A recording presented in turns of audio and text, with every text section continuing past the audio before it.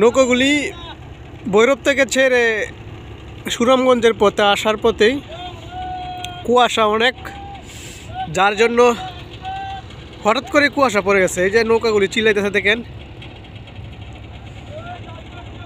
এখন কাটাকাল নদী দনু নদীর পারে ভিড়াইছে, ওরা কিন্তু এখন আর যাইতে পারবে না। এই যে তাদের মুখের আওয়াজ শুনতে পাইবেন, যারা তারা চিল্লাইতেছে আর এক নৌকারে ডাকতেছে,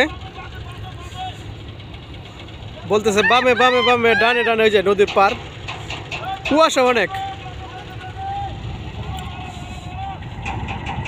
ওই যে শব্দ শুনতে পাইতেছেন, কিন্তু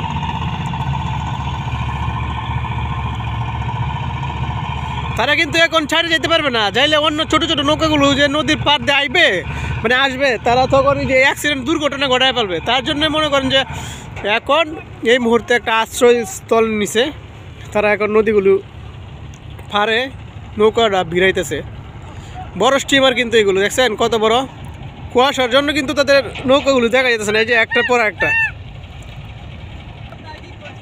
ওই যে এই শব্দটা শুনতে পাইছেন, এটা কিন্তু দ্বিতীয় নৌকাটা তৃতীয় নৌকাটার শব্দ। এই যে শব্দ কিন্তু শুনতে পাইতেছেন। ক্রান্তিক প্রবণ এলাকা বর্তমানে, যে কুয়াশার জন্য নৌকাগুলি প্রতিদিনই যায়, কিন্তু হঠাৎ করে কুয়াশা নেমে পড়ায়। সকালে কিন্তু এত কুয়াশা ছিল না, যার কারণে নৌকাগুলো এই যে পাড়ের মধ্যে বেরোইতেছে। যাই হোক, এই পর্যন্ত ভিডিওটা দিলাম, ভালো লাগবে হয়তো আশা করি।